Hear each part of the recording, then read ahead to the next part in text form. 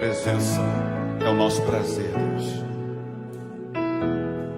Eu não preciso ser reconhecido por ninguém. A minha glória é fazer com que conheçam a Ti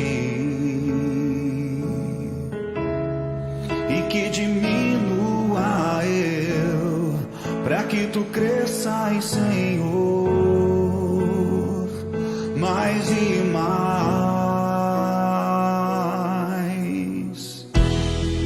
E como serafins que cobrem o rosto ante a Ti, escondo o rosto para que vejam a Tua face em mim,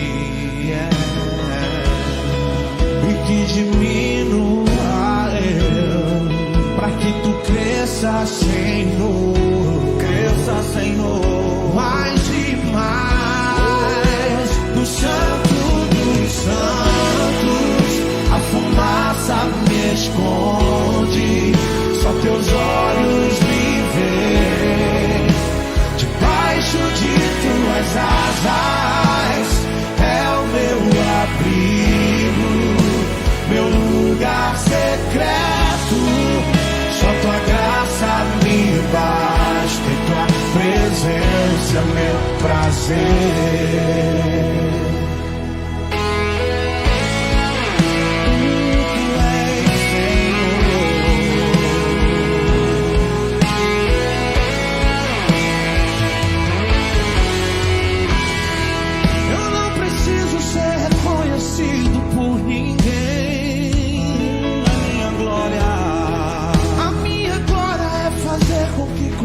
A Ti, e que diminua eu, para que Tu cresças, Senhor, mais e mais.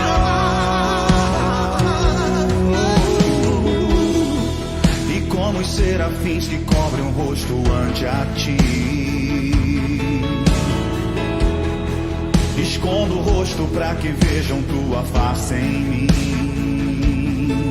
ó Senhor, e que diminua eu, para que Tu cresças, Senhor, mais e mais. No Santo dos Santos a fumaça me esconde, só Teus olhos me veem. Graça e paz, nação de avivamento, shalom, shalom. Deus os abençoe neste domingo, um domingo da família, um domingo onde nós cultuamos ao nosso Deus, o Deus que nos estabeleceu um decreto de vitória para as nossas famílias e para a tua família. Que hoje possa ser mais um dia em que nós busquemos a presença de Deus em adoração, em louvor, para que nós possamos ver a face de Deus e sabermos que Ele continua no comando e no controle de todas as coisas. Sejam todos muito bem-vindos. Bem-vindos ao nosso culto da família, bem-vindo a esse tempo em que nós estaremos buscando a revelação de Deus para as nossas vidas, um momento de intimidade, um momento de aproximação, que o Espírito Santo de Deus possa invadir a sua casa, invadir a sua vida. Eu gostaria que juntos nós pudéssemos estar orando agora para entregarmos a Deus este tempo que nós estamos nos apresentando a Ele. Feche seus olhos. Senhor nosso Deus e nosso Pai, nós abrimos este culto, Senhor, em louvor, em reverência, em adoração a Ti, Senhor. Pai, nós nos rendemos totalmente a Ti. Pai, que o Teu Espírito Santo tenha liberdade para agir nas nossas vidas, para que o Espírito Santo possa encontrar nos nossos corações um terreno fértil, para que a Tua palavra, a boa semente, possa ser semeada, cresça e dê frutos. Pai, em nome de Jesus, nós nos apresentamos a Ti como um sacrifício vivo, como um sacrifício, Senhor, das nossas renúncias, do nosso eu, para que o Senhor possa fazer a Tua vontade se cumprir nas nossas vidas. Assim, meu Deus, entregamos este culto a Ti, entregamos esses momentos de adoração à Tua presença. Fale conosco, encha-nos e traga o Teu rema e a Tua revelação. Assim seja, em nome de Jesus. Amém, amém e amém. Sejam todos bem-vindos. Amém. Boa noite, graça e paz. Que alegria estarmos aqui em mais um domingo, onde o Senhor nos abençoou, nos protegeu, nos guardou, nos livrou de todo mal. Em mais uma semana, né? Eu gostaria de compartilhar uma palavra com todos vocês que o Senhor colocou no meu coração.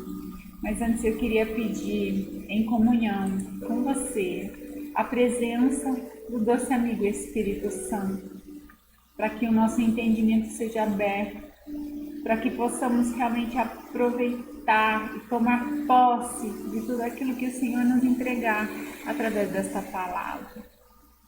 Junto comigo, una a tua fé, para buscarmos a manifestação do Espírito Santo de Deus.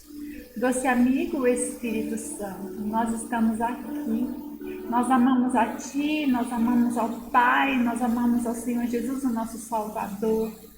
E nós queremos agora toda a inspiração, toda a inteligência, toda a habilidade de compreensão da palavra do Senhor, daquilo que está em Ti, doce amigo Espírito Santo, manifesta em nós, para que possamos compreender tudo aquilo que essa palavra nos traz, a riqueza do conteúdo desta palavra, aquilo que o Senhor quer nos ensinar, para nos moldar e nos fazer conforme a vontade do Pai. Que assim seja, em o nome do Senhor Jesus Cristo. Amém? Amém. Glória a Deus. Que alegria. Eu quero ler um trecho que está no livro de Gênesis, capítulo 26. Um trechinho considerável. Eu quero ler do verso 1 ao verso 14. Então, se você quiser abrir a sua Bíblia, faça. Se você quer acompanhar comigo, vamos lá. Gênesis 26, do 1 ao 14.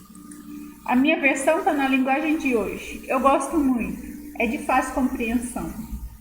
Então vamos lá. Naquela região houve uma época de falta de alimentos, como tinha acontecido antes, no tempo de Abraão. Por isso Isaque foi até a cidade de Gerar, onde vivia Abimeleque, o rei dos filisteus. Ali o Senhor Deus apareceu a Isaque e disse: Não vá para o Egito. Fique na terra que vou lhe mostrar, porque enquanto fique aqui morando neste lugar, e eu estarei com você e o abençoarei. Darei aos seus descendentes todas estas terras, e assim cumprirei o juramento que fiz a Abraão, seu pai. Farei com que os seus descendentes sejam tão numerosos quanto as estrelas do céu, e lhes darei todas estas terras. Por meio dos seus descendentes eu abençoarei todas as nações do mundo, pois Abraão obedeceu e cumpriu as minhas ordens, os meus mandamentos e as minhas leis e os meus ensinamentos. Assim, Isaque ficou morando em Gerar. Quando os homens do lugar lhe fizeram perguntas sobre a sua mulher, ele disse que ela era sua irmã, Rebeca, muito bonita. E Isaque tinha medo de dizer que ela era sua mulher, pois pensava que os homens do lugar matariam para ficarem com ela. Isaque ficou ali muito tempo. Um dia Abimeleque, o rei dos filisteus, olhou para uma janela e viu Isaque acariciando Rebeca, a sua mulher. Então Abimeleque mandou chamar Isaque e perguntou: Ela é sua mulher? Não é verdade? Por que você disse que ela era sua irmã? E Isaque respondeu: É que pensei que me mataria se eu dissesse que ela era minha mulher. Abimeleque disse: Por que você nos fez isso? Um de nós poderia facilmente ter ido para a cama com ela, e você teria feito com que a culpa caísse sobre nós.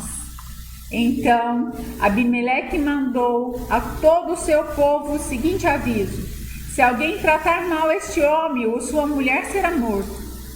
Naquele ano, Isaac fez plantações ali e colheu 100 vezes mais do que semeou, pois o Senhor Deus o abençoou.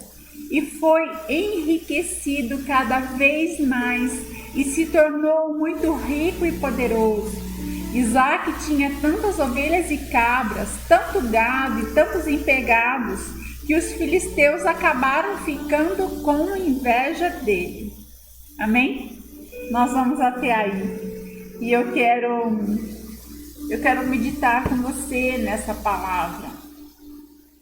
Muitas vezes nós passamos por crise e muitos olham para a crise como um tempo de oportunidade e outros olham para a crise como um tempo de morte dos sonhos. Em meio à crise que nós que perseveramos, vencemos.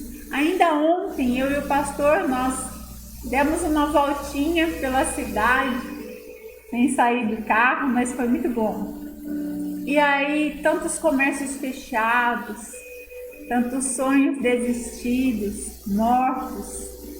E ainda o pastor falava assim: sabe o que eu penso? Em meio à crise, aquele que perseverar, que conseguir passar pela crise, a hora que chegar lá na frente, terá inúmeras oportunidades, muito melhores do que tinha antes. E ali, então, o Senhor já falava comigo a respeito dessa palavra. Então, a vida de Isaac, havia uma promessa sobre Isaac. Isaac era filho de Abraão. Abraão tinha uma promessa do Senhor, de que o Senhor seria com ele. Sai da tua terra, do meio da tua parentela, vai para a terra que eu vou te mostrar e eu vou te fazer riquíssimo. A promessa que está sobre o nosso Pai é herança para nós. Nós somos filhos de Deus, o Criador do céu e terra, o dono de toda a riqueza que possa existir, aquilo que a nossa vista alcança, consegue ver e muito mais do que conseguimos ver. Então, voltando para Isaac estava numa terra em tempos difíceis, tempos de escassez, tempo de fome. Isaac, ele queria fugir da fome, ele queria sair daquela terra, ele queria descer para a terra do Egito, onde a situação era mais fácil.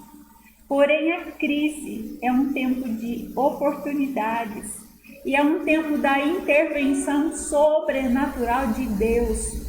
Quando nós cremos que o Senhor é por nós e não abrimos mão de vivermos pelo princípio da palavra, em obediência ao Senhor, orando e buscando instruções daquilo que devemos fazer, de como devemos proceder, a crise ela não nos consome, ela não nos mata.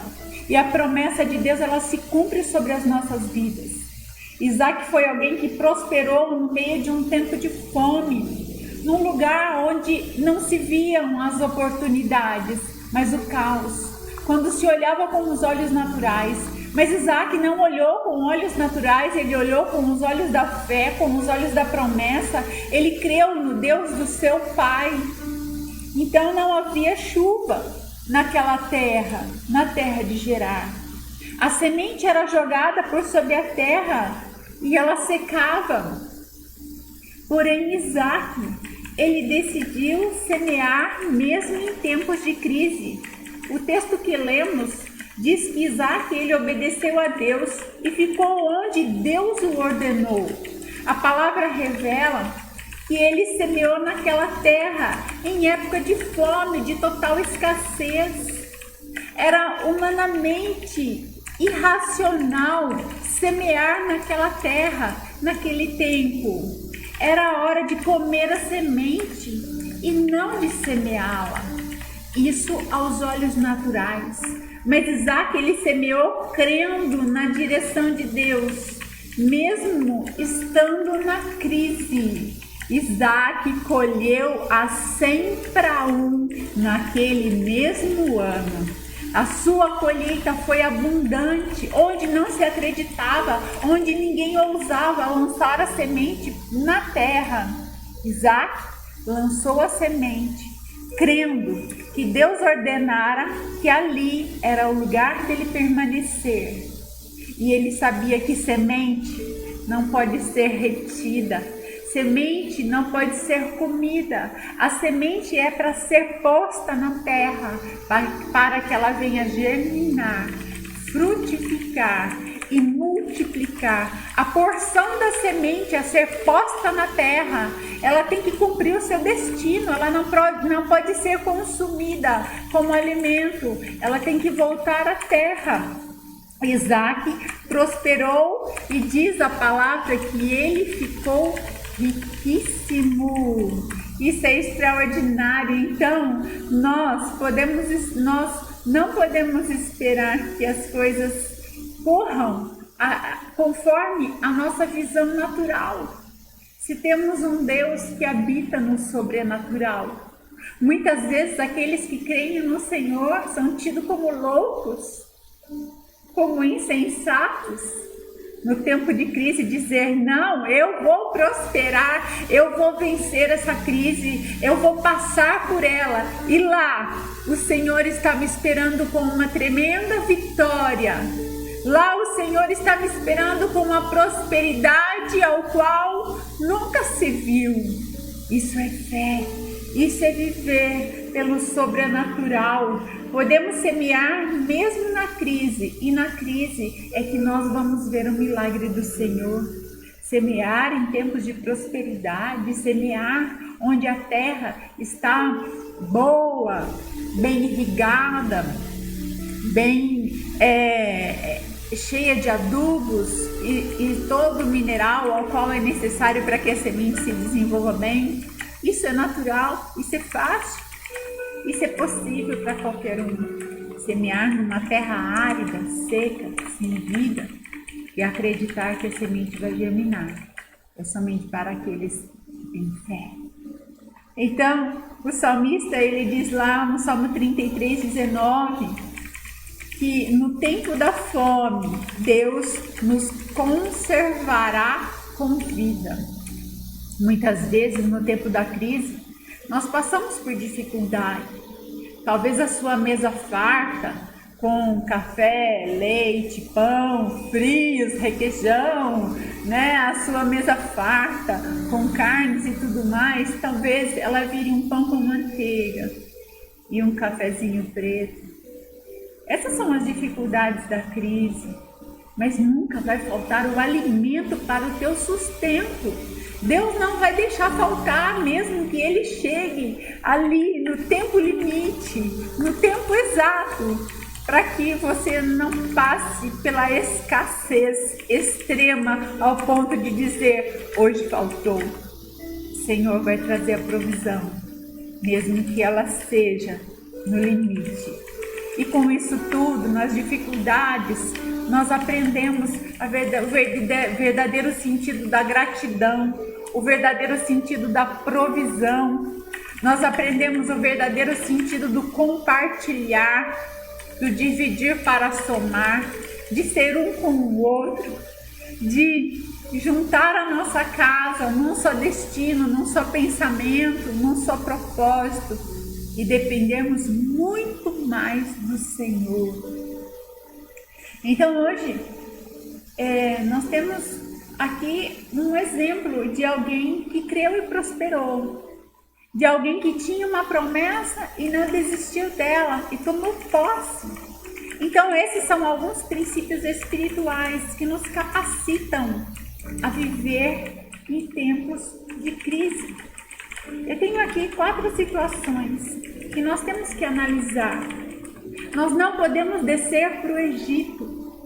O Egito era uma terra ao qual as condições eram facilitadas. Eles tinham várias tecnologias para irrigar a terra. Ali havia um rio farto que passava por aquele lugar. E construíram alguns subterfúgios, algumas tecnologias para irrigação da terra. Então ali a cultura da semente não seria de modo sobrenatural, seria de modo natural. O Egito, então, ele simboliza a vida natural, que atenta não para as coisas de Deus, mas para as coisas naturais. Mas se andarmos por fé, nós atentamos para aquilo que é invisível, para aquilo que é eterno, para aquilo que vem do Senhor. Quando Deus mandou Noé construir a arca, ele disse: olha, faça somente uma porta do lado de cima e para a frente. Por que o Senhor orientou Noé desta forma? Porque o Senhor não queria que Noé ficasse olhando para as circunstâncias, para aquilo que estava à volta, para a morte, para a destruição da terra. Ele queria que Noé continuasse olhando para o Senhor, para o alto, para o céu, que é de onde vem o nosso socorro. Ele queria que Noé continuasse realmente somente olhando para a promessa, a instrução para que Noé construísse a arca, colocasse ali toda a sua família e os animais, um casal de cada espécie. Essa promessa veio do céu.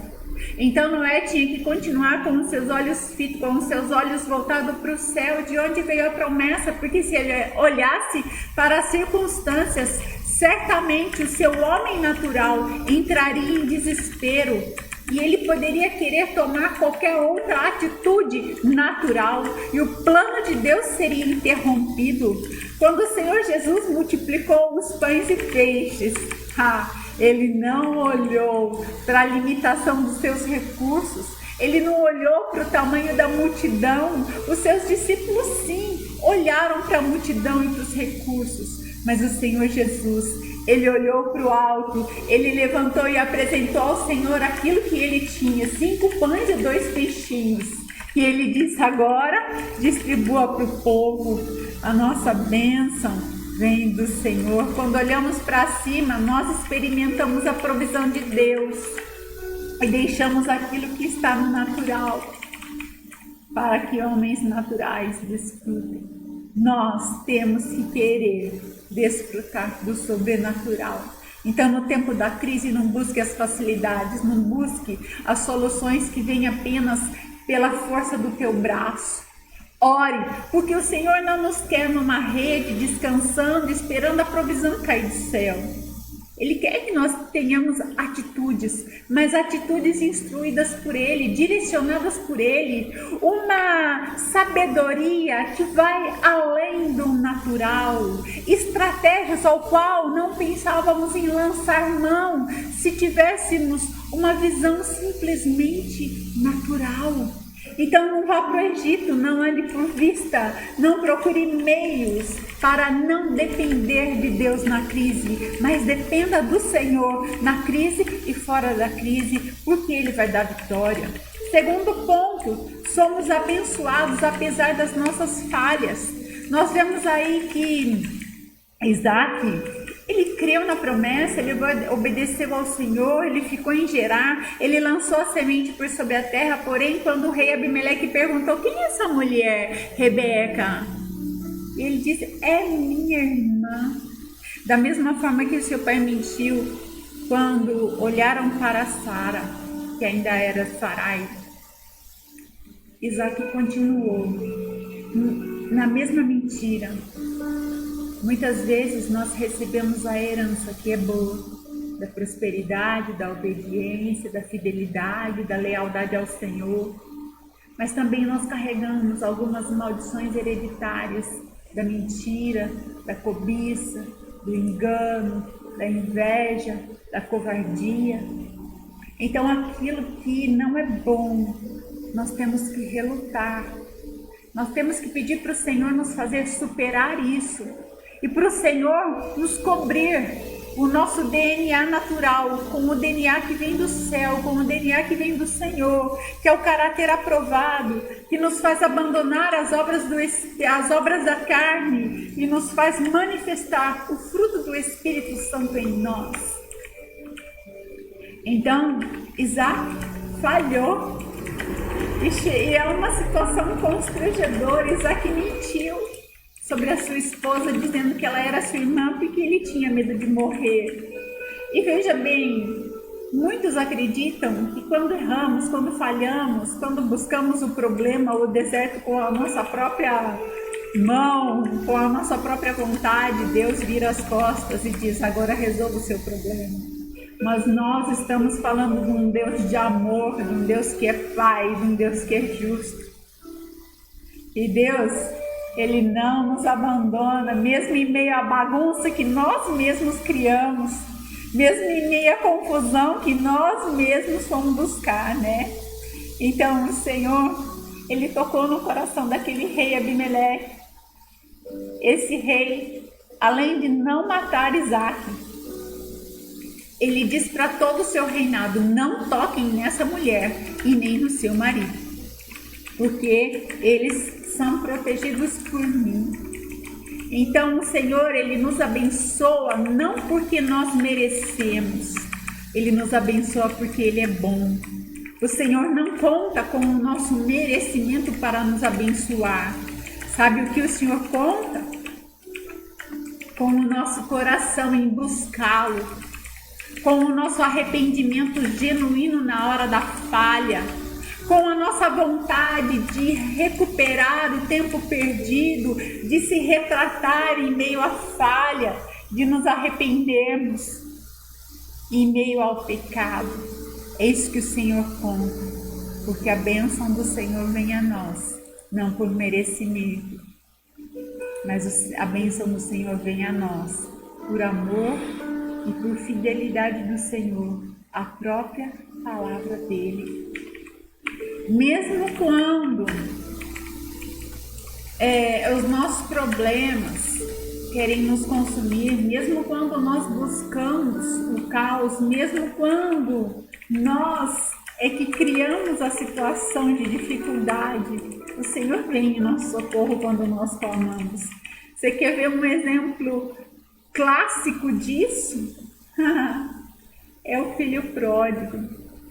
O filho pródigo, ele saiu da casa do seu pai, ele esbanjou a sua herança, aquilo que ele tinha recebido antes do tempo. E quando ele tinha perdido tudo, então veio a fome por sobre a terra e ele foi atingido por aquela fome. Nesse momento ele caiu em si e ele resolveu voltar para a casa do seu pai. A fome, a necessidade, a escassez, a crise nos faz realmente cair em si, nos faz acordar, nos faz muitas vezes abrir os nossos olhos para podermos recobrar a rota correta no caminho que o Senhor esperava que nós pudéssemos caminhar, que nós pudéssemos trilhar. A fome nos faz voltarmos para Deus, que é de onde vem o nosso socorro. A crise é útil porque ela pode levar a pessoa à lucidez, como aconteceu com o filho pródigo. Depois que ele gastou toda a fortuna, depois que veio uma fome severa por sobre a terra, ele se voltou para a casa do seu pai. E ele viu que na casa do pai havia pão em abundância. Olha isso, que coisa linda! Alguns pensam que a verdadeira prosperidade está lá fora, na força do braço, olhando aquilo que outros conquistaram, que parece uma conquista mais fácil, que parece algo que é muito maior do que aquilo que a gente possui ou possa vir a conquistar, dependendo simplesmente da nossa fé, da força que o Senhor nos dá e do trabalho ao qual nós realizamos. Então, a abundância de pão na casa do pai, o fato de haver então um novilho cevado na casa do pai do filho pródigo, era sinônimo de abundância, era sinônimo de que na casa do pai havia recurso. Na casa do pai, o boi foi engordado, enquanto que no mundo veio a escassez, veio a fome. Quando o filho voltou para casa, o seu pai, ele não cobrou coisa alguma. Ele não disse nada a respeito do dinheiro perdido, do dinheiro desperdiçado. Simplesmente ele disse: matem o novilho cevado. E ali ele fez uma festa. Então, muitas vezes, nós cometemos alguns absurdos, nós falhamos na nossa fé, nós somos ingratos com o nosso Pai, mas é na casa do Pai que há a provisão ao qual nós necessitamos. Tudo aquilo que o mundo possa nos dar, tudo aquilo que a força do nosso braço possa conquistar, é pouco, um dia vai faltar, um dia a escassez vai bater a porta. A parábola, então, do filho pródigo nos diz que ele voltou porque havia grande fome, mas na casa do pai havia novilhos que foram engordados unicamente para o dia da festa. O pai sempre estava à espera de que o filho voltasse.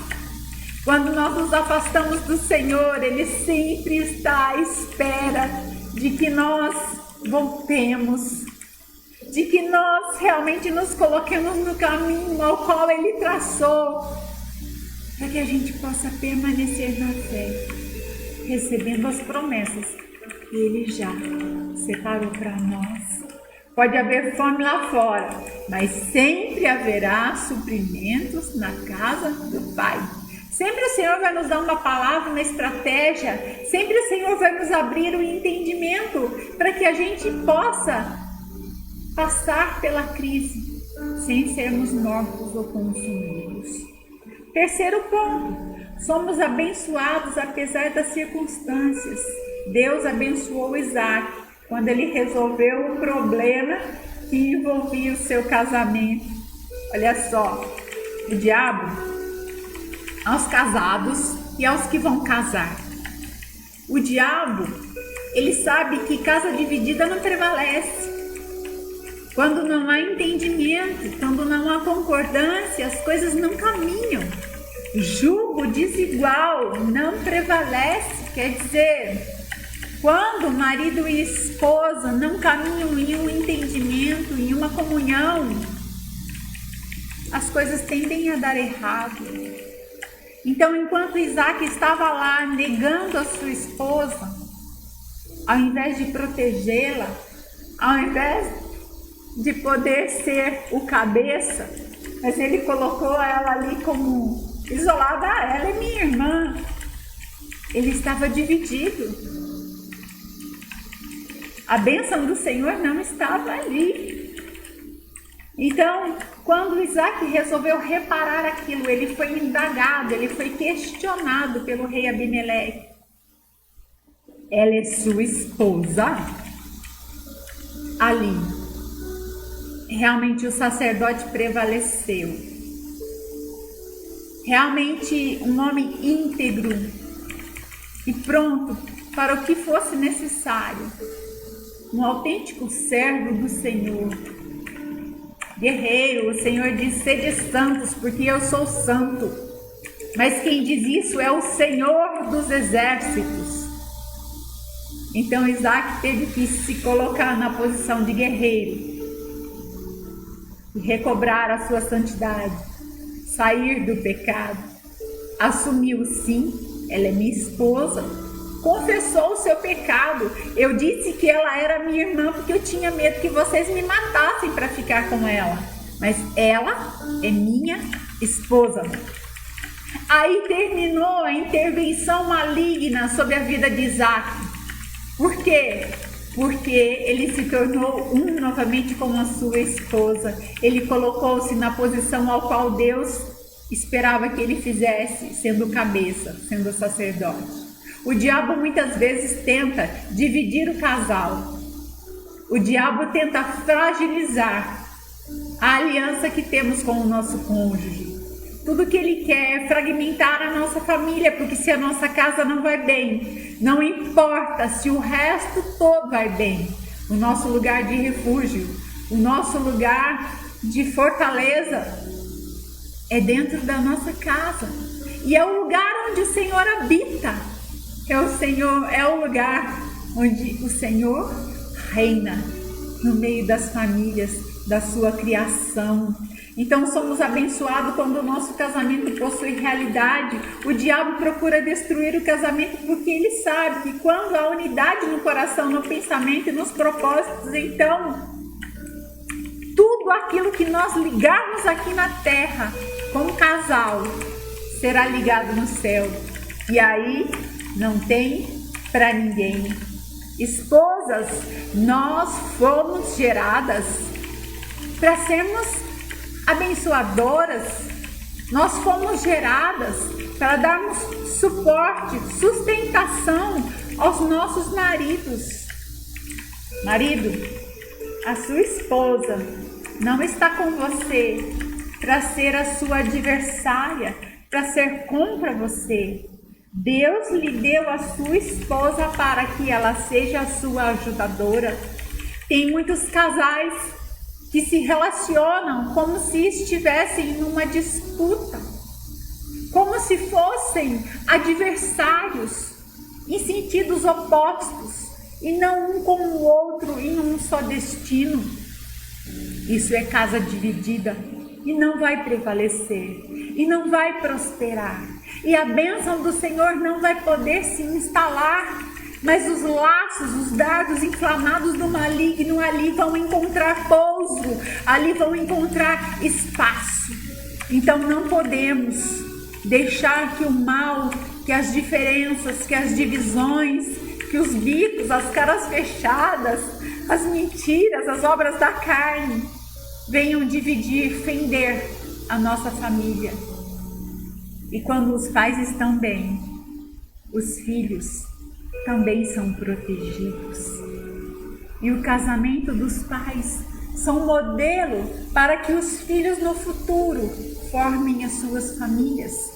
Então, um casal saudável gera família saudável. Assim nós devemos proceder e não abrir mão de vivermos aquilo que o Senhor separou para nós. Quarto e último ponto. Somos abençoados porque nós semeamos. Existe algo de espiritual em toda semeadura. O lavrador, ao semear, ele precisa depender de Deus para que mande chuva e faça a semente reviver no solo. Mas Deus, ele não ressuscita apenas a semente. O Senhor, ele ressuscita a árvore que possui frutos, que carregam ainda mais sementes. Quando nós vemos o inverno, as folhas secam e caem, os frutos desaparecem, as flores também. Mas quando a estação muda e vem a estação das águas, aquela árvore cria uma nova vida novamente e dá muitos frutos. E frutos que contêm semente, que caem no solo, que se multiplicam. Semear e colher é a maneira de Deus nos fazer prosperar. Todo o nosso ganho, eles são sementes que nós lançamos na terra, na obra de Deus, na casa do Senhor, e que o Senhor é aquele que envia a chuva para que essas sementes venham germinar e se multiplicar. A bênção de Deus é tudo aquilo que nós precisamos. O mundo muitas vezes valoriza a habilidade, a sorte. O mundo busca recursos e meios para fazerem as coisas acontecer. Mas aqueles que dependem do Senhor, buscam a bênção do Senhor, buscam realmente as promessas de Deus. Assim como Isaac, filho de Abraão, ele tinha uma promessa que Deus tinha posto sobre teu pai, e a promessa estava estendida sobre ele. Deus o confirmou isso quando disse para ele continuar em gerar. Assim, a bênção do Senhor está sobre as nossas vidas. Assim, o Senhor vai cumprir todas as suas promessas. Veja bem, será que Isaac não sabia que ali havia fome? Que ali era um lugar onde todos estavam semeando e nada acontecia? Então Isaac, ele não olhou para o natural, ele simplesmente obedeceu ao Senhor. Ele simplesmente sabia que a bênção de Deus estava sobre ele.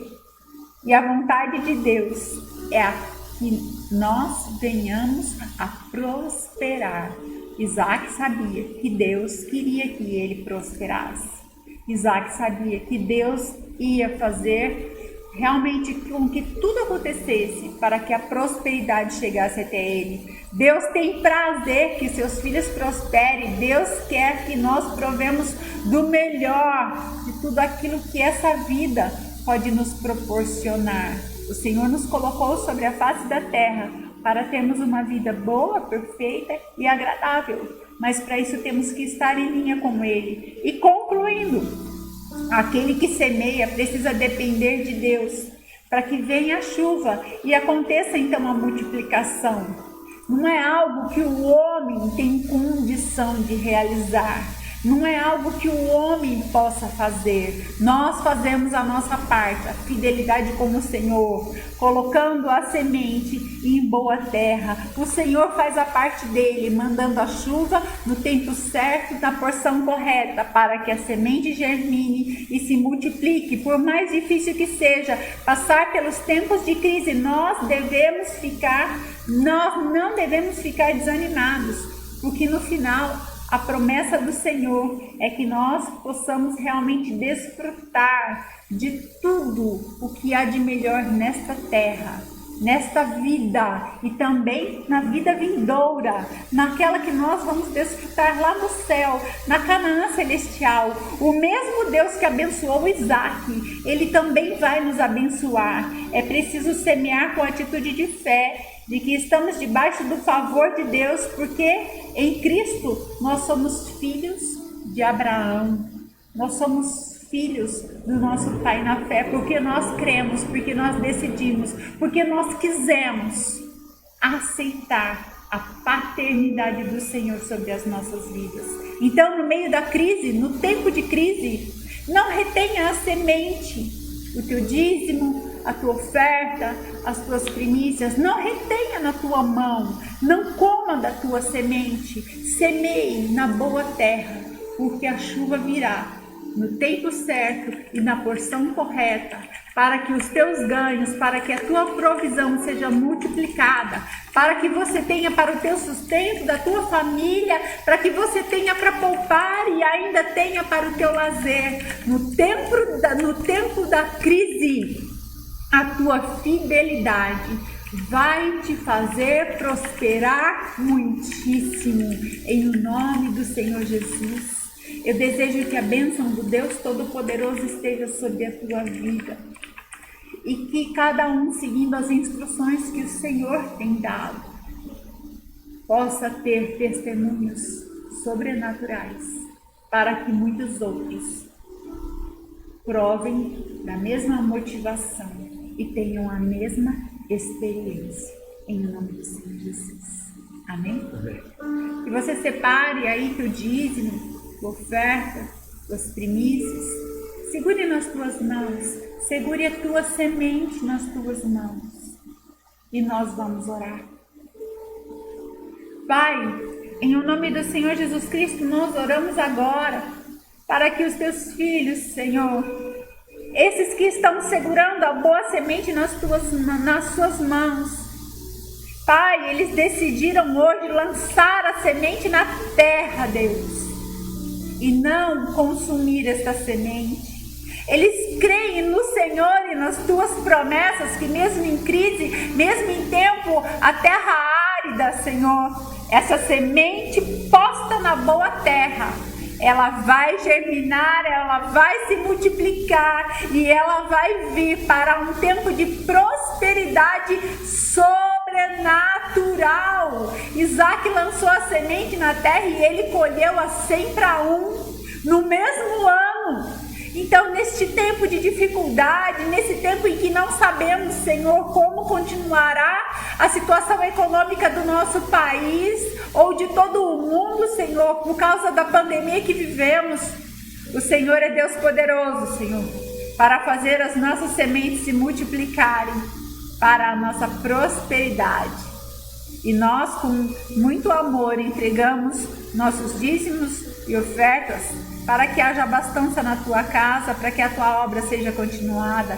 E sabemos, ó Deus, que o Senhor é por nós. Sim. E nada e nem ninguém poderá ser contra nós. Que assim seja, em nome do Senhor Jesus. Que seja abençoado você e a tua família, em nome de Jesus. Amém? Deus abençoe. Um beijo grande. Deixo você agora com o pastor Luiz Fernando numa palavra poderosa. Em nome de Jesus. Deus te abençoe.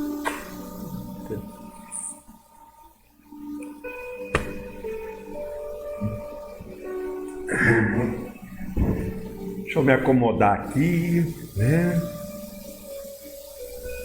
Meus queridos, minhas queridas, que palavra, hein, pastora? Que bênção. Eu me senti até intimidado agora no que eu vou poder falar, né? Deus te usou, princesa, muito, amém? Que esta palavra realmente consolide as nossas vidas, consolide o nosso coração, consolide quem nós somos, né? Realmente ontem, eu e a pastora saímos para dar uma volta ontem à noite e nós vimos o reflexo da crise, comércios fechando, pessoas que você vê que aparentemente perderam as esperanças. E eu dizia para ela, como é bom nós crermos em um Deus que promete e cumpre aquilo que prometeu. Porque quando a gente passa pela crise, nos resta o despojo, nos resta a vitória. E quando esta crise passar, cada um de nós que se permaneceu firme, forte, confiante, vai ter uma oportunidade ainda maior de conquistar e de ver o sobrenatural se manifestando na sua vida. Então, eu queria que você pudesse tomar realmente posse desses decretos que a gente tem dito desde quando a crise começou, desde quando a crise nos atingiu. A crise será uma oportunidade de fazer vencedores, de Deus estabelecer aos seus filhos um decreto de vitória, né? Eu me lembrava do testemunho que eu dei aqui do Jardim de Inverno, das flores que cresceram, dos sinais que têm nos seguido. E eu quero lhe dizer, já se passaram quase 4 meses de crise.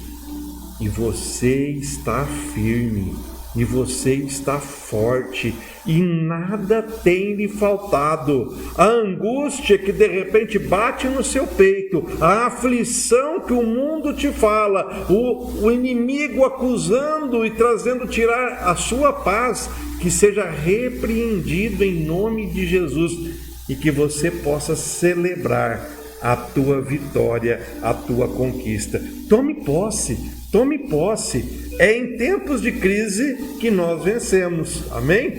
E hoje eu venho para terminar o nosso estudo, a minha série de mensagens sobre o naufrágio de Paulo, quando Paulo é levado a Roma. Há 2 domingos atrás nós refletimos como é que nós devemos nos comportar para evitarmos crises, para evitarmos tempestades. E nós refletimos muito sobre o que é tempestade, como que nós entramos nas tempestades e como é que nós devemos nos guardar para não passarmos pelas tempestades. Semana passada, domingo de Santa Ceia nas nossas vidas, eu refleti com vocês quais as atitudes que nós devemos ter ou as atitudes que nós não devemos ter nos momentos das nossas crises, das nossas adversidades, das nossas tempestades. Em momentos de crises, nós precisamos manter o foco, não vendermos os nossos valores, não entregarmos a nossa fé, não entregarmos a nossa identidade, mantermos a calma, não nos desesperarmos. E hoje eu quero falar com você sobre como sair de uma tempestade. Como que nós devemos agir diante das tempestades e como nós devemos nos comportar para sairmos dela. Amém? Eu queria ler com você o texto de Atos dos Apóstolos, capítulo 27, do verso 22 ao 25, que diz o seguinte: mas agora vos admoesto o que tenhais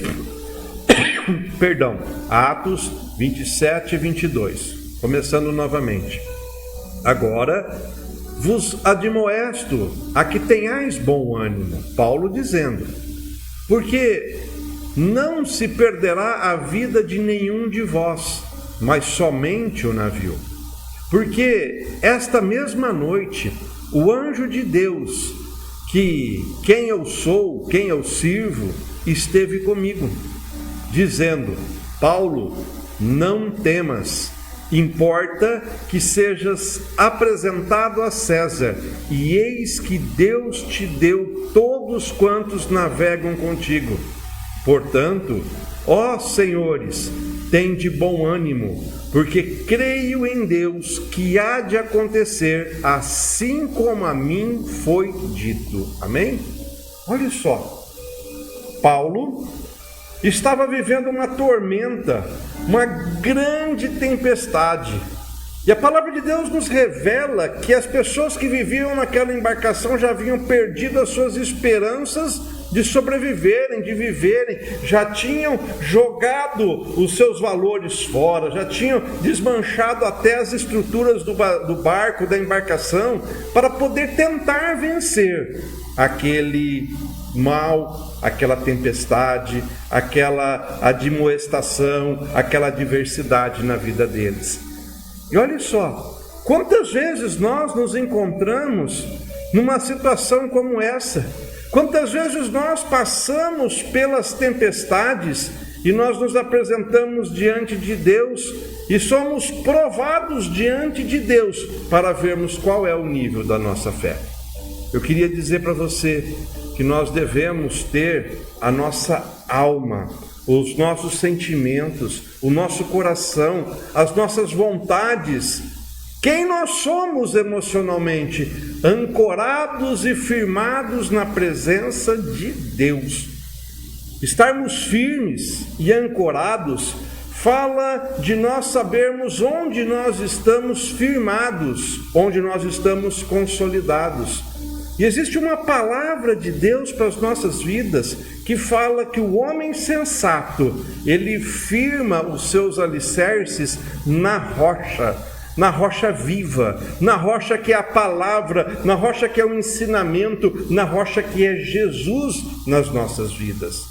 E eu queria lhe dizer algo que nós precisamos aprender. Quando nós queremos ter a nossa vida firmada na presença de Deus, nós precisamos buscar o alicerce que consolida esta vida. O alicerce que consolida é a rocha.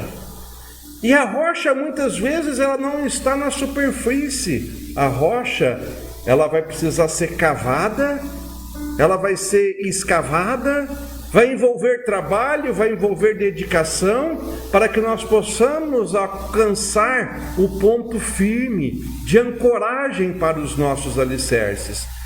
Então, quando nós queremos ter o alicerce vivo nas nossas vidas, nós estamos falando de buscarmos a Deus incessantemente para alcançarmos a intimidade, para possarmos alcançar o leito rochoso que está apoiado na palavra de Deus, numa vida com Deus, numa vida de intimidade, de obediência, de ouvir e de escutar e de viver pela palavra e de ter uma vida na presença do Senhor. Nós precisamos compreender que este alicerce era o que movia Paulo. Paulo cria neste alicerce, Paulo havia sido impactado por este alicerce e a sua vida havia sido transformada por este alicerce que agora era Jesus na sua vida. E ele dizia, não sou mais eu quem vivo, mas é Cristo quem vive em mim. Quando nós paramos para compreender quem nós somos, nós precisamos saber que nós temos que ter um alicerce vivo, consolidado pela palavra de Deus, pela promessa do Senhor nas nossas vidas. Nosso chamado é para sermos consolidados através de uma transformação sólida, verdadeira, consistente. E a pergunta que eu lhe faço hoje é: você é um homem sensato? Você é uma mulher sensata que tem buscado firmar o seu alicerce na rocha? Firmar os seus alicerces em Jesus, o Cristo, o centro da nossa vida? Ou nós temos sido tolos? Qual modelo nós temos buscado? Porque olha só, quando nós estamos passando por tempestades, todos nós queremos sair delas. Quando nós estamos passando por crises, todos nós queremos sair das crises. Todos nós queremos vencer os nossos problemas e as nossas adversidades. Mas nós precisamos compreender que existe um modelo que nos faz sermos vencedores, que nos faz termos êxito. E eu queria que você hoje pudesse compreender o modelo que Paulo nos revela. Paulo, ele nos revela algo tremendo através desse texto. Paulo, ele recebe uma visitação de um anjo, e o anjo fala com ele. Poxa, um anjo falou com Paulo? Sim, um anjo falou com Paulo. O anjo do Senhor esteve com Paulo e trouxe a ele um decreto, e trouxe a ele uma profecia, e trouxe a ele uma palavra de destino. Eu quero lhe dizer, o primeiro item que faz com que nós saiamos das nossas tempestades, os mesmos que nós possamos viver as nossas dificuldades, as nossas aflições, é a presença de Deus. E olha só, Paulo tinha o seu firmamento na rocha que trazia o alicerce, o fundamento, mas mesmo assim ele viveu, enfrentou e passou por uma tempestade, pelas adversidades. Mas a presença de Deus na vida dele trouxe a ele a paz que ele precisava para saber que o seu destino não era perecer, o seu destino não era morrer, o seu destino não seria consolidada por aquele momento de aflição. Ali era apenas mais um momento em que ele poderia usar para ser testemunho na sua vida, para ser testemunho para cada um de nós. Quando existe a presença de Deus, nós nos tornamos certos da vitória. Quando existe a presença de Deus, nós sabemos que Ele irá nos conduzir pelo caminho reto, pelo caminho tranquilo, pelo caminho de vitória. Não pelos olhos naturais, muitas vezes, mas quando nós estamos na presença do Senhor, nós somos chamados a olhar pelos nossos olhos sobrenaturais. Então eu quero lhe dizer hoje que a tua tempestade, as tuas aflições, as tuas adversidades, as tuas angústias, o teu cenário não será o mesmo quando você começar a buscar a Deus com maior intimidade, com maior presença, com maior poder, com maior vitória na fé que você possa declarar. A nossa fé move o sobrenatural. A nossa fé move os nossos lábios para profetizarmos e para declararmos a vitória sobre as nossas vidas. E hoje eu quero lhe dizer, a presença de Deus fará a diferença na sua vida. Olha só, olha os exemplos que nós temos na palavra de Deus, olha os exemplos que nós temos na Bíblia. Não houve uma pessoa sequer que se encontrou com o Senhor que não teve uma mudança na sua vida. Não houve pessoas na palavra de Deus que tiveram a presença de Deus na sua vida e que não desfrutaram do sobrenatural. Pedro se encontrou com Jesus em uma tempestade e ele pôde andar sobre as águas. Os discípulos que estavam naquela tempestade se encontraram com Jesus e puderam dizer: quem é este que até o mar obedece, que até a tempestade lhe obedece? Sobrenatural se move para aqueles que buscam a presença. Sobrenatural é uma verdade para aqueles que têm a presença. Sinais, milagres, prodígios acompanham aqueles que querem a presença, aqueles que buscam a presença. A mulher samaritana teve um encontro com Jesus, a presença de Deus a invadiu e ela teve a sua vida transformada. A mulher adúltera, pecadora, teve o seu perdão, o seu pecado perdoado, porque ela teve um encontro com a presença do Senhor. E a presença do Senhor mudou destinos. A presença do Senhor restaurou projetos. A presença do Senhor faz com que sonhos se ressuscitem. Jairo teve um encontro com Jesus e o seu filho que estava morto ressuscitou. Presença do Senhor são encontros de glória para que a presença de Deus possa justificar quem nós somos. E eu quero lhe dizer, você é filho, você é filha. A presença do Senhor vai te respaldar a viver o sobrenatural. E as tempestades na sua vida, as tempestades serão passageiras, serão testemunhos de que você venceu, de que você triunfou, de que você conquistou, de que uma bênção do Senhor foi reservada para a tua vida, porque a promessa de Deus, ela se cumpre para aqueles que o buscam, para aqueles que vivem na sua presença. Um outro item que eu queria considerar para vocês quando Paulo diz assim: o anjo me disse que era preciso que eu comparecesse perante César. Paulo tinha um destino para a vida dele. Paulo tinha um propósito para a vida dele. Deus estabeleceu um destino e um propósito para Paulo. Paulo precisava cumprir o seu destino e o seu propósito. Eu queria que você pudesse compreender que a tua missão será cumprida.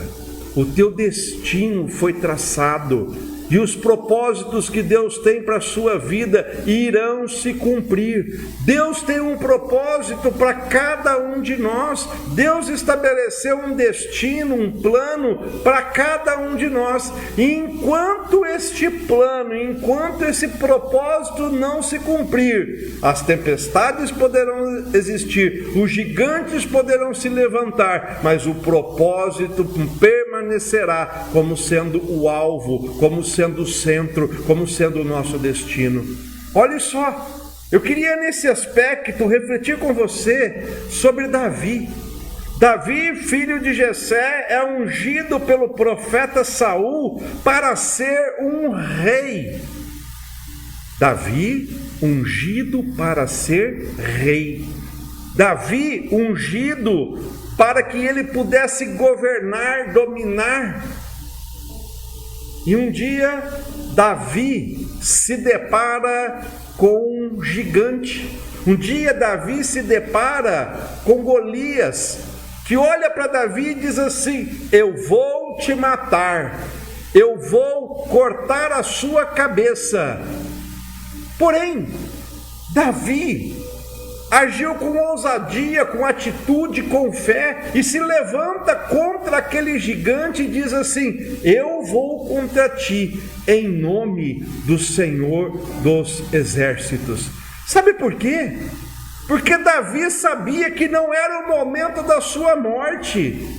O Davi sabia que aquilo não era o momento de decreto de derrota, de terminar a sua missão, porque Deus havia instituído sobre ele um decreto de reinado, e o decreto de reinado ainda não havia se consolidado, não havia se cumprido. Então o que eu quero lhe dizer é: gigantes podem se levantar contra você, tempestades podem se formar na sua vida, você pode ser acometido por adversidades, por angústias e por aflição, mas o propósito de Deus irá se cumprir e você verá a manifestação da glória do Senhor. O Senhor tem um propósito para você e é através da presença dele que você será glorificado. Assim será você e a sua descendência,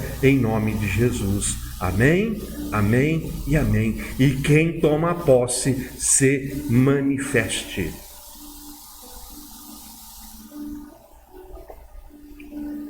Meu querido, minha querida, viver na presença, compreender os propósitos, fala que nós precisamos ser edificados através dos processos nas nossas vidas. Tempestades podem muitas vezes representar os processos. Tempestades muitas vezes podem representar de onde Deus quer nos tirar, para onde Ele quer nos colocar, para onde Ele quer nos levar, qual o destino que Ele quer dar para as nossas vidas. Tome posse desta frase: ninguém poderá roubar o propósito de Deus na sua vida. Ninguém, nada, nem ninguém poderá te livrar do amor que Deus tem por você. Deus estabeleceu um decreto, Deus estabeleceu um cenário, Deus estabeleceu um plano, Deus estabeleceu um projeto para você. E ninguém poderá te roubar esse projeto, ninguém poderá roubar esse propósito. Em crises, em tempestades, creia que o propósito de Deus é maior. Creia que o propósito do Senhor é para que você possa desfrutar de todos os seus benefícios, de todas as suas vitórias. Assim seja, em nome de Jesus. Amém? Olha só, Romanos 8, 38 e 39 fala exatamente sobre isso. Por certo que nem a morte, nem a vida, nem os anjos, nem principados, nem potestades, nem o presente, nem o futuro, nem o porvir, nem altura, nem profundidade, nem alguma outra criatura poderá nos separar do amor de Deus que está em Cristo Jesus. As tempestades não podem te separar do amor de Deus. As crises não podem te separar do amor de Deus. O luto que queima no teu coração não podem te separar do amor de Deus. As coisas deste mundo não podem nos separar da presença, do amor e do destino que Deus estabeleceu para cada um de nós. Deus tem te chamado para que você tenha um encontro genuíno com Ele, vivendo a presença dEle, crendo nos seus propósitos, crendo naquilo que Ele destinou para você. E olhe só, e Paulo ainda continua dizendo no verso 25, portanto, senhores, ele olha agora para a tripulação, ele olha agora para aqueles que estavam embarcados naquele navio e diz a eles, portanto, senhores, tende bom ânimo, porque eu confio em Deus, que sucederá do modo que por ele foi dito.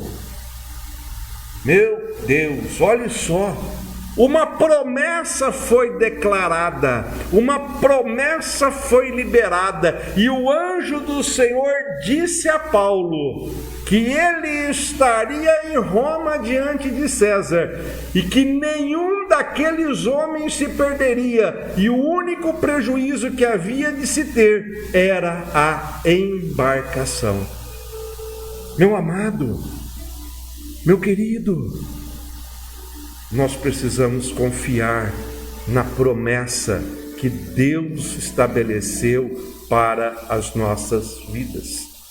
Nós não podemos duvidar que a promessa de Deus irá se cumprir. Nós não podemos duvidar que a promessa de Deus, ela é uma verdade viva. E eu queria que você pudesse olhar para a sua Bíblia, eu queria que você pudesse olhar pela palavra de Deus, e que você pudesse compreender que nela estão as promessas de salvação, de libertação, de cura, de transformação, e as promessas que irão te levar a um destino sobrenatural. A promessa de Deus é para mim e é para você. A promessa, ela vai passar pela prova do tempo, mas ela irá se cumprir. A promessa de Deus irá passar pelo seu kairós, pelo tempo de Deus, mas a promessa, ela é viva, ela é eficaz.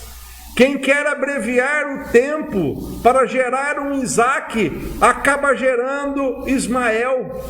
Eu queria que você pudesse compreender que a promessa tem o tempo certo, que a promessa irá consolidar-se no tempo correto de Deus, e não somos nós quem iremos abreviar esta promessa, não somos nós quem iremos controlar esta promessa, é o Senhor que prometeu que irá fazer se cumprir. Porque quando nós queremos tomar a parte de Deus, ao invés de nós conquistarmos o nosso Isaque, nós geramos um Ismael. E eu queria te lembrar que Ismael é um dos filhos de Abraão, que deu origem à nação islâmica, que até hoje guerreia pela herança que é de Isaque. Nós não podemos passar a promessa na frente do tempo. A promessa tem o tempo certo para se cumprir. Então, eu queria lhe dizer, não importa o tamanho da tua tempestade, confie que a promessa irá se cumprir. Não importa o tamanho do obstáculo que você está vendo, creia que após o obstáculo existe um decreto, existe uma promessa, existe algo de Deus para a tua vida. E se você tem nos ouvido, se você tem estado nas nossas ministrações, nós estamos declarando a vitória constante a todos aqueles que buscam ao Senhor, para que tenham a sua identidade de filho, de filha sarada, restaurada. E para isso hoje eu quero ministrar sobre a sua vida, que você possa estar firme, forte e perseverante, consolidando a sua fé na rocha viva, que é a palavra, que é o ensino, que é Jesus Cristo, o nosso Senhor e Salvador, e que você possa ter fé, atitude e ousadia para poder, diante da tempestade, se levantar e dizer: eu sou um filho de Deus, eu tenho uma identidade firmada na presença de Deus, na promessa que Deus me fez e no propósito que Deus tem para a minha vida.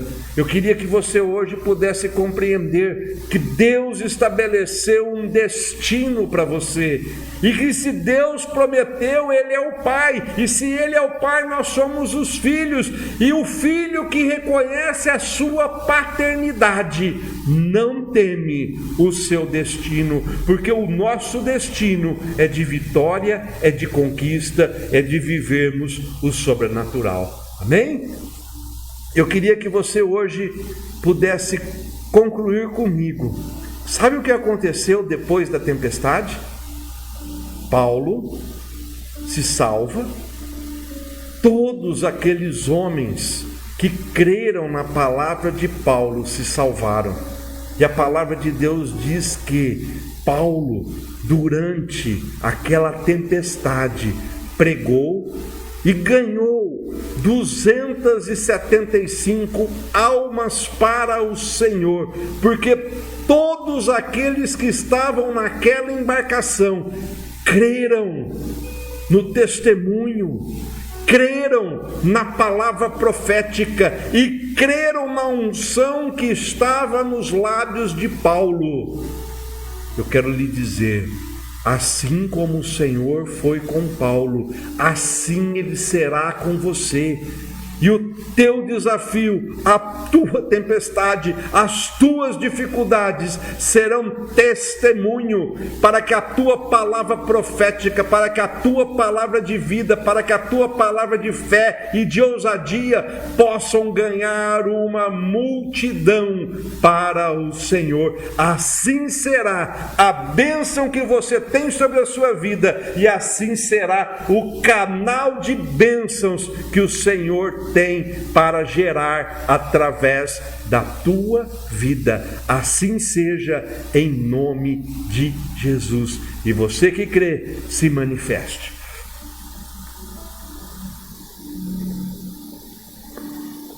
Assim, eu queria te convidar para que nós pudéssemos orar. Assim, eu queria te convidar para que Deus pudesse consolidar na sua vida o teu destino. Não importa o que você esteja passando, o seu testemunho será de vitória e será utilizado por Deus para gerar a fé nas pessoas que caminham ao teu lado, nas pessoas que veem você, nas pessoas que convivem com você. Compreenda que Deus pode lhe tirar das tempestades. Compreenda que depende dele mover o sobrenatural para que as tempestades possam ser um testemunho de salvação para a sua vida. Confie que Deus tem propósitos e promessas para a sua vida. Seja íntimo dele, busque a sua presença e veja o sobrenatural se manifestando em nome de Jesus. Amém? Isaías 55, verso 6, diz assim: buscai o Senhor enquanto se pode achar, invocai-o enquanto está perto. Amém? Eu queria que você agora pudesse apresentar diante de Deus quais têm sido as suas tempestades, quais têm sido os seus problemas que você tem se sentido limitado e fraco, talvez sem condições de tentar vencê-los. Eu queria que você pudesse agora, neste momento de oração que nós teremos, se apresentar diante de Deus para receber do Senhor a promessa de vida, a promessa de conquista, a promessa de livramento e do sobrenatural sobre a sua vida. O Senhor é o Senhor Deus do impossível. Para Deus não existe impossível. Para Deus tudo é possível. Se a tua tempestade é uma enfermidade, nós vamos orar e Deus irá curar. Se a tua tempestade são relacionamentos conturbados, problemáticos, Deus irá restaurar. Se a tua tempestade tem sido crises financeiras, Deus irá prover. Seja qual for a sua tempestade, hoje o Senhor toca em você para que você busque, através da presença dEle, a consolidação do propósito e da promessa, para que os céus se abram e você seja livre, liberto, sarado, curado e restaurado. Amém? Vamos orar? Eu queria que você pudesse, onde você estiver, parasse o que você está fazendo agora, para que nós possamos buscar a presença de Deus. E eu tenho certeza que a presença de Deus irá lhe invadir e você poderá desfrutar do sobrenatural do Senhor. E o sobrenatural do Senhor irá mover o milagre na sua direção. Amém? Oremos, meus amados. Senhor nosso Deus e nosso Pai, eu levanto a minha voz agora, Senhor, a voz profética, Senhor, e eu declaro sobre a vida dos teus filhos e das tuas filhas que estão em oração conosco neste momento, que as tempestades passarão, Senhor, que o teu decreto é de vitória, que o teu decreto é de vida, que o teu decreto, Senhor, é que as tuas promessas se cumprirão nas vidas, Senhor, dos teus filhos e das tuas filhas. O Senhor não nos tem chamado, Senhor, para vivermos isentos do cumprimento da promessa. Mas o Senhor tem nos chamado, Senhor, para vivermos o rompimento através da fé, da atitude e da ousadia.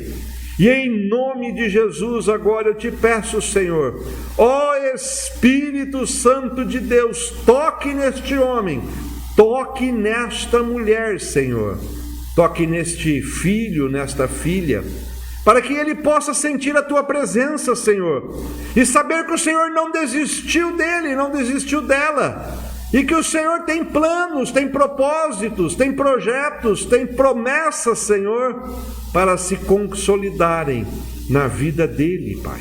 Pai, em nome de Jesus, eu repreendo agora esta enfermidade, eu repreendo, Senhor, esta doença, eu repreendo, Senhor, esta angústia que possa estar tomando conta do teu filho, da tua filha, esta depressão. Senhor, em nome de Jesus, que venha o teu bálsamo de cura, que sare, Senhor, as emoções, que sare, Senhor, os males físicos, meu Pai. Dou ordem ao câncer que seja agora retirado. Dou ordem, Senhor, às dores que sejam saradas. A enfermidade que tem tomado conta desta vida, Senhor.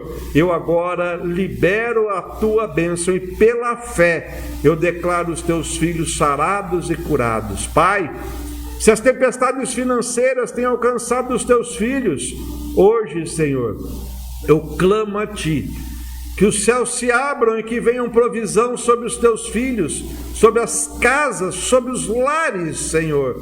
Pai, em nome de Jesus, restaura a intimidade, restaura a presença e que nós possamos viver, Senhor, o rompimento nas nossas vidas. E que tudo aquilo que o Senhor nos der, tudo aquilo que o Senhor fizer, Senhor, seja testemunho para que nós possamos levar a salvação àqueles que estão junto conosco. Pai, em nome de Jesus, salva estas vidas, salva, Senhor, os perdidos, usa-nos, Senhor, para levar a tua palavra e o teu testemunho. Assim seja, em nome de Jesus. Amém, amém e amém.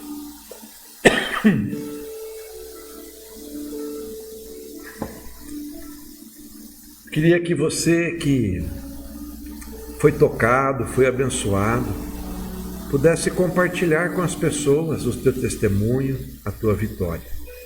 Queria também dizer que nós iniciamos mais uma semana e este culto, o culto da família, é um culto de uma primícia que nós oferecemos a Deus para que a nossa semana seja abençoada. E assim eu profetizo sobre você, sobre a sua casa e sobre a sua família. Uma semana de bênçãos, de vitória e de conquista em nome de Jesus. Amém? E eu creio que as tempestades que você passou serão testemunho de vitória. Creia, não duvide, tome posse da sua vitória em nome de Jesus. Amém, amém e amém. Levante suas mãos aos céus. Eu queria orar e abençoar a sua vida com a bênção apostólica. Que o amor do nosso Deus, a graça que veio através do sacrifício vicário de Jesus, a doce, suave e bendita presença que temos com o Espírito Santo, seja com todos nós, hoje e para sempre. Amém, amém e amém. Meus queridos, nos vemos amanhã às 19 horas para o nosso devocional. Sejam todos bem-vindos. Todos os dias, de segunda a sábado, nós temos o nosso devocional às 19 horas.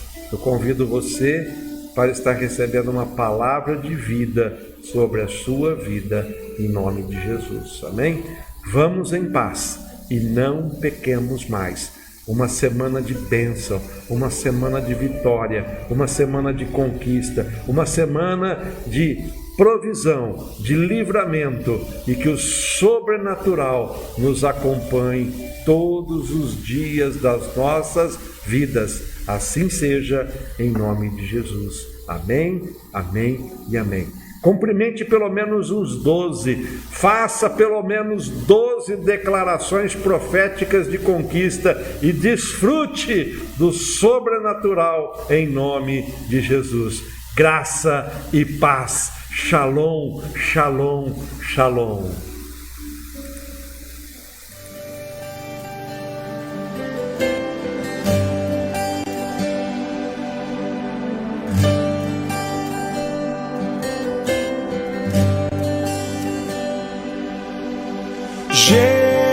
Jesus, Jesus, Deus de milagres,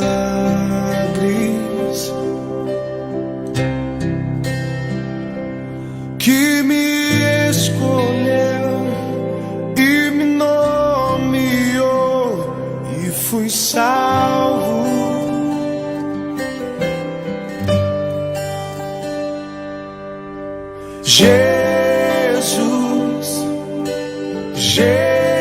Jesus, Deus de milagres,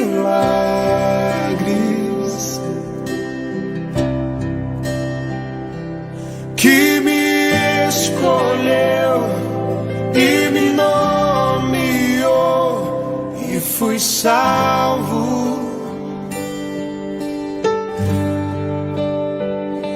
Escolhido, nomeado,